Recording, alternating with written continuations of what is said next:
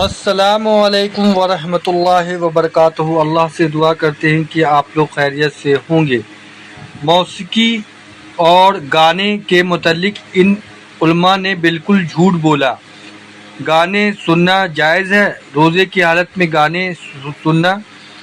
تو یہ جو گانے کا جو معاملہ ہے تو اس پر علی مرزا نے صحیح بخاری سے ایک بیان دیا ہے کہ آپ صلی اللہ علیہ وآلہ وسلم نے اماں عائشہ کو جو ہے وہ گانے کی بات کہی تھی، تو کچھ شادی کا معاملہ تھا اس سے، اور عید کے موقع پر اور تہوار کے موقع پر گانے کا جو معاملہ ہے وہ ساری چیزیں جو ہے علی مرزا نے صحیح بخاری کے حوالے سے بتایا ہے۔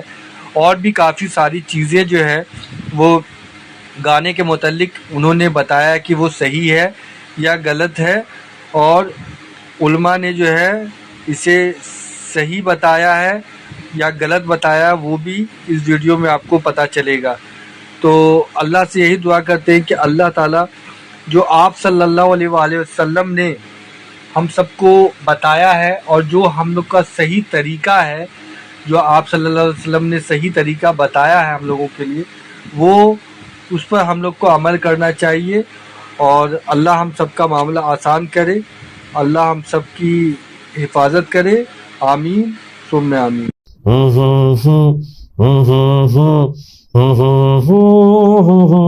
روزے کے دوران اگر گانا سنا جائے تو کیا اس سے روزہ ٹوٹ جائے؟ نہیں، روزہ نہیں ٹوٹے گا۔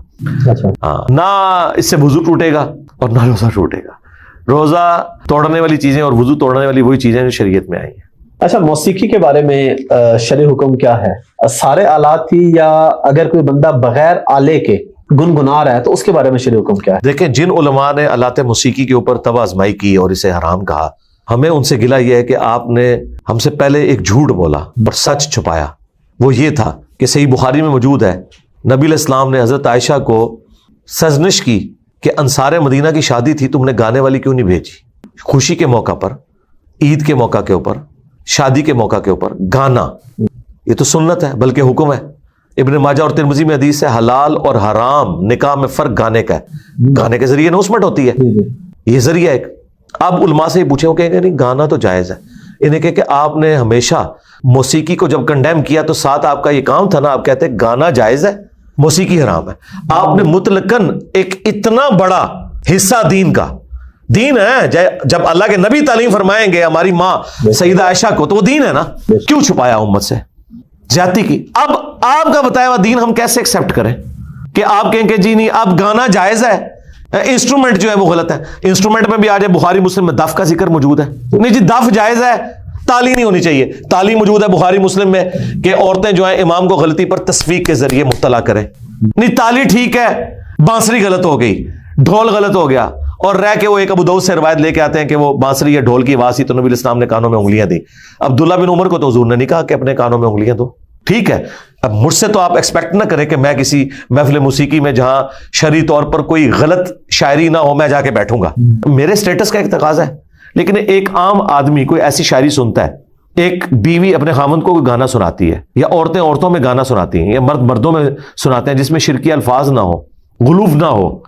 ڈاکٹر ذاکر نائک نے تو اپنے اسٹیٹ سے وہ گانا زوجتی انتی حبیبتی انتی، بیوی کی شان میں ایک گانا جو ہے وہ عربی نشید کے طور پر، اور وہ پورا طرز لگا کے، اب تو ماؤتھ ساؤنڈز ایسی آ گئی ہیں۔ جی جی بالکل، تو گنگنانے میں تو کوئی نہیں ہے، گنگنانا تو نبی علیہ السلام سے بھی ثابت ہے۔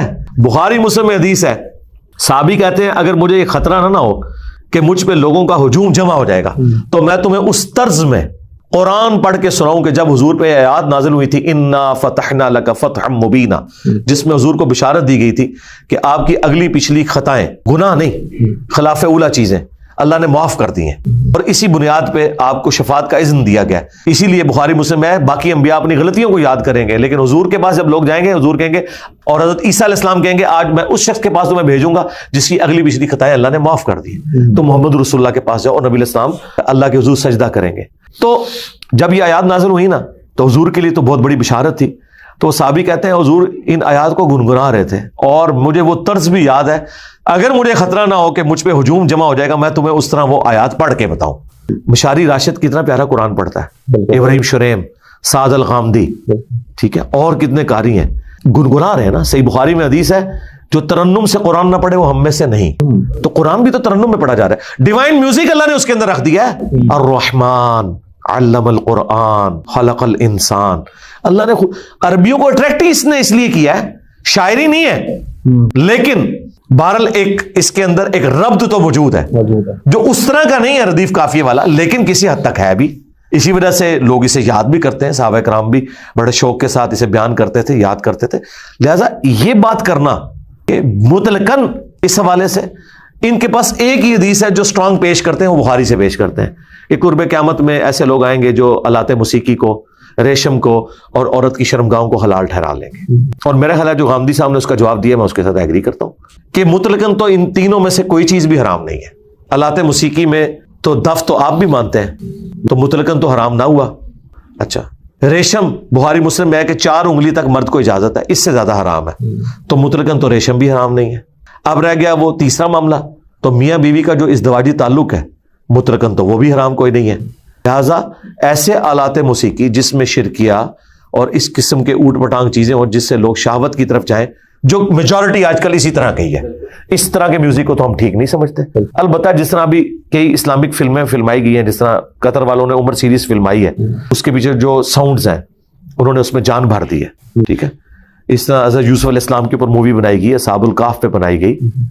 اس طرح کے جو ساؤنڈز ہیں گنگنانے میں تو کسی کو نہیں ہے نا، نعت طرز میں پڑھی جا رہی ہے نا. بالکل اسی نعت کو اگر میں گنگناؤں